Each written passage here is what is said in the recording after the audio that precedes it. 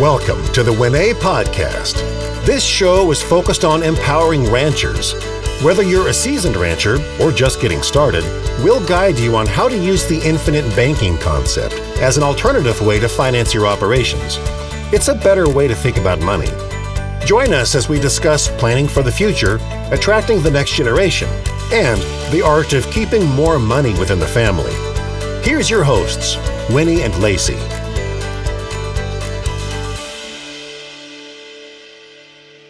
Hello over there. We are just so honored that you chose to lean in with us today, and we are going to dive into the problem with continuing to do business with the banks, right? Yeah. So I know Lacy's just ready to pounce in on just going in for a quick moment on all the issues that we have with them. Not that you guys don't already know it, but it's kind of good to hear it being confirmed somewhere else sometimes. Yeah. So this can be, it's an ongoing topic that we discuss on a daily basis, but I'm going to rapid fire some reasons why we don't like doing business with the banks. So terms and conditions, they always have the terms and conditions. They make those up, not us. They decide. That's because they own the debt. Yeah, they own the debt, right? And so they make up those terms and conditions. They decide what we can and can't do. Like bottom line, and if we're going to go in and say we're going to ask for a loan to finance a vehicle, they're going to tell us whether we can purchase that vehicle or not. The process. Think back. So like you listeners out there, think back to a time when you went into the bank to ask for a loan. Was that process empowering? Because I can remember a very specific time where Reed and I went into the bank to request a loan, and it was everything but empowering. And that's a whole other story, but also just being seen as another number. You can park outside of the bank and watch people come and go frequently. Every minute people are coming and going. And so just being seen as another number and another opportunity for them to make more money off of us is just kind of some things that I thought of right off the top of my head. Because maybe Winnie you can share more about this. They do have a very successful business model. Yeah, banks are, it's no hidden secret that banks are one of the most profitable businesses in the world. And it is literally, if you compare it to our physical bodies, it's like they're the veins. They're the veins in how the money travels, like how blood travels all around our bodies through the veins, and the banks is no different. It's like the money travels through the entire world through the banking system. And so if you haven't watched the movie The Matrix yet, come on, you got to do it just so you can get my analogy here. It's a pretty darn good movie.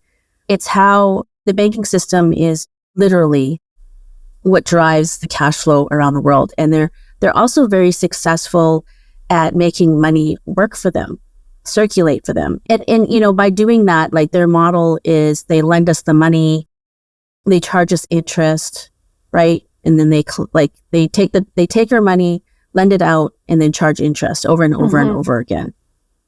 Lather, rinse, repeat, hundreds of times a day, all over around the world, billions of dollars worth of interest.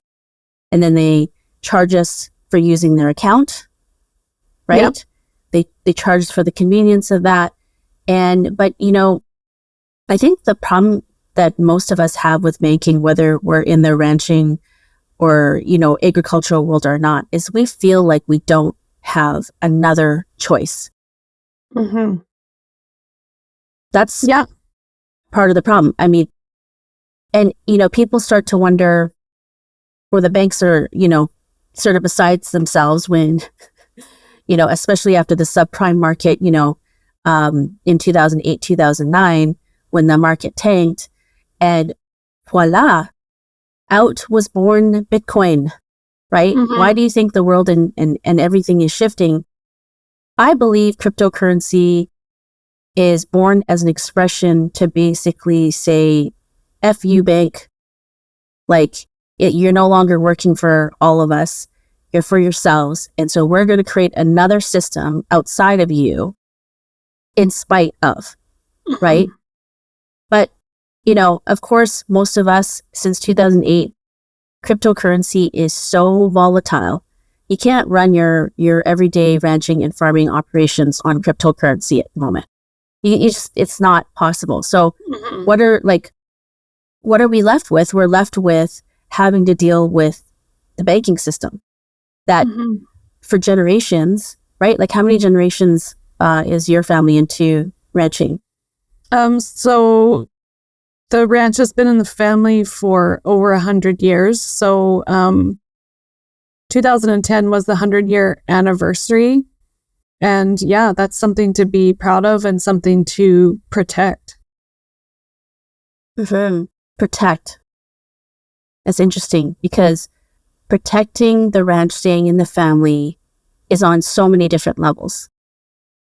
So I don't know, what would you say, Lacy, is like, how does the bank play a role in protecting the continuation of keeping the ranch and the family?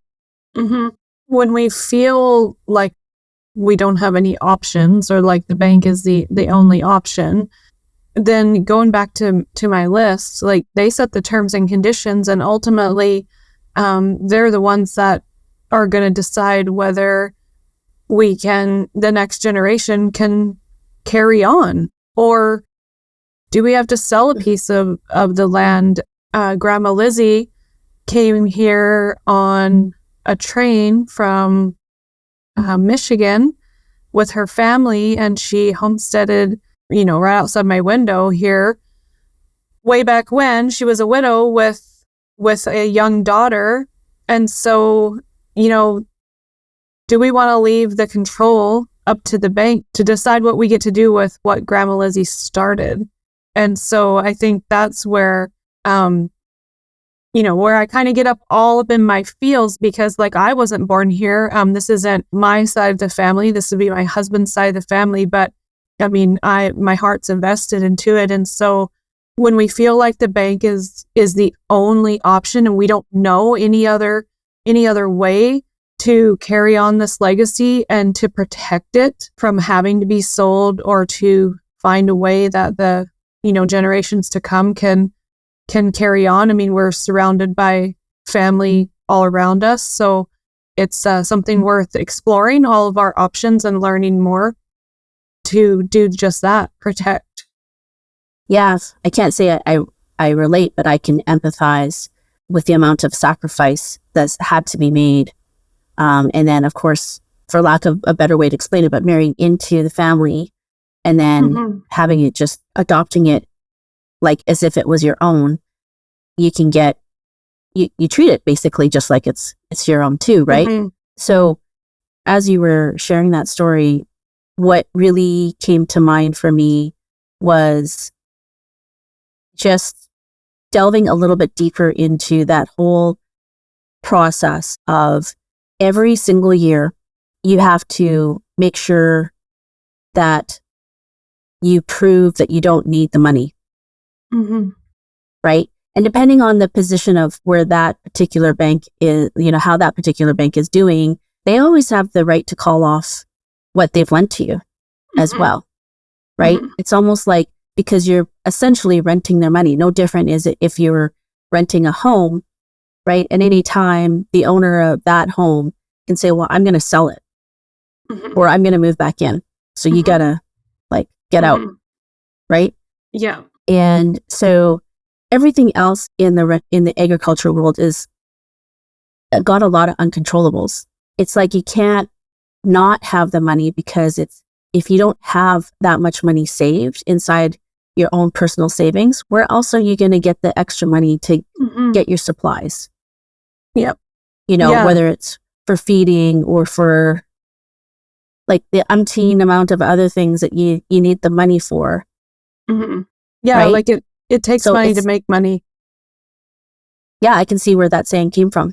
Right? Yeah, totally. And that is born out of this particular mainstream way of doing things because there's no other way. Like if you don't have the money, you have to borrow it. Yeah. So I was just listening to our friend Mary Jo. I was listening to one of her recent episodes, and she was talking about this. She was talking about the banks being in control. And one thing that she spoke about, and this made me think of it, when you talked about the banks can call your loan. In the States, they call it a note. But she just referenced that, typically if you make your payments and you're doing what you should be doing, they don't normally it's unusual for them to call your loan, but they can and they have. And so do we want to give them that control? Like, do we want that lingering? Yeah, we have to prove ourselves.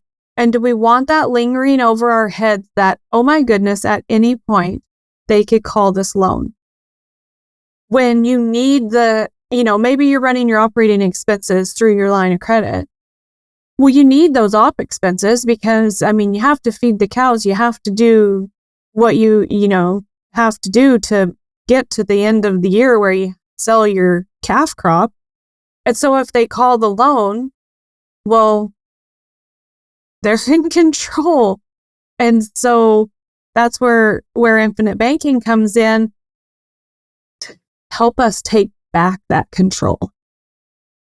Right. Like having to feel like you need the money from the bank to run your operations. Like it is 100% possible with dedication, focus, that you can make financing at the bank plan B. Yeah. Not plan A, like that first choice or the only choice, but actually plan B. And I know that the banks don't like to listen to this, but let's just face it. Not everyone's going to agree that infinite banking is the way to do this for them. For some people, they may not want to risk it because it's so outside of what they've always known, right? And so I'm not worried. The banks are not going to go out of business because not everyone is going to do this. Yeah. Right? But it is worth it for all of you to know, and just to know that you can make financing with the bank plan B rather than plan A. Yeah. And I feel like I should throw this little in there too. Not all bankers are bad people. I'm not here to say like bankers are bad people. Our neighbor is a banker, and I know 100% that his heart goes into each client, and he dedicates so much to them. He does his best, and he does what he does. And at the end of the day, I know that he wants the best for each client that walks through his door. And so with that said, yes, there are great people who are bankers. So it's not poke at those particular people, but just at the control that the bank does have. Yeah, it's a system. Yeah. It's the system that, that we're sharing that doesn't exactly, it's not for the people. If you really, really think about it, I know even people in the banking industry, when they really start looking at this, right? Because the people who are in the banking industry, take a look at this book, Becoming Your Own Banker, and they're like they feel attacked, I think, at first, like at the thought and the idea, right? But it's how it works that's the problem, not necessarily the people. And again, how long has the system been in place, right? And if there's been no other options before, then people who are in the banking industry don't necessarily feel like they're doing anything wrong or anything bad. Yeah. Yeah, 100%. Right? Yep. So it's not really about that. Right. And so I will say this, I'll speak to those that really take a look and implement the infinite banking strategy. Quite often is because they really truly feel like getting involved with the bank is like, what did one of our clients say? They're the banksters. The banksters. Yeah. Right. Yeah. The banksters. Yeah. Right. And like no amount of like feel good commercials from all banking commercials can take away from the truth of the lending process and how disempowering it really is. Yeah. Right. And not like, I mean, and it's in our face all the time. Banks have an incredible amount of money that they can put forth by putting, like, you know, they do a ton of sponsorship, high level sponsorship for a lot of different things. Where do they get those money? Like, that's the money that they make off of interest. They have so much of it. Yeah. So much of it. Yeah. And- so when we think about it, it all, I feel like all of our conversations come back around to, we're here to show you that the infinite banking concept can be a solution to the problems that we are exposing, or that, you know, that we're bringing to light and talking about, because we're biased. It's what we believe in, and it's what we want for each client who comes to us. Yeah. I mean, it's not just all about dollars and cents here. It's about the quality of your life. Right? If you got to ranch day in and day out, there's so much energy that needs to be expended all the time. If you can change just one aspect of your ranching operation, especially as it relates to money, where you actually feel you have control, 100%, it's worth it to take a look at this. Yep. Yeah, it's worth exploring, like, what would it feel like to lay down at night knowing that what you're doing is making an impact, and you're actually getting somewhere.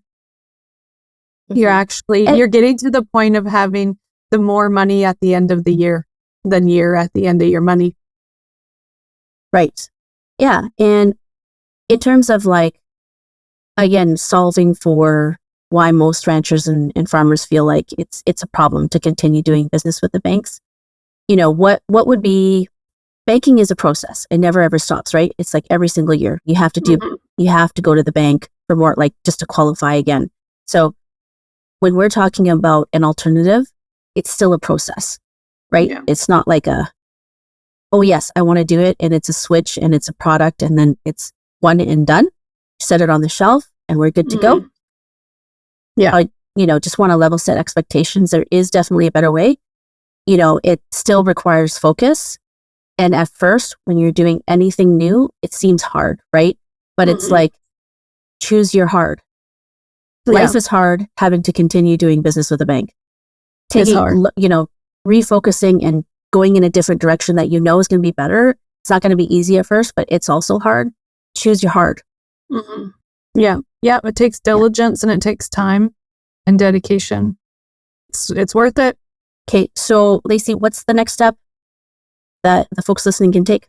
Yeah. So reach out to us at wecare@rancherway.com to say hello, give us questions, comments, feedback, and then head over to our website, rancherway.com, and grab your book bundle. You're going to want both of these books here. Nelson's book, Becoming Your Own Banker, and Farming Without the Bank, and the Canadian version. It's exciting. Woo, woo, woo. So glad you leaned in with us on the WinEH podcast. We truly hope you're feeling more informed and empowered to take another step towards optimizing your financial life. Right now, make sure you hit subscribe so you can keep growing and learning with us. Until next time, we wish you prosperity in every area of your life.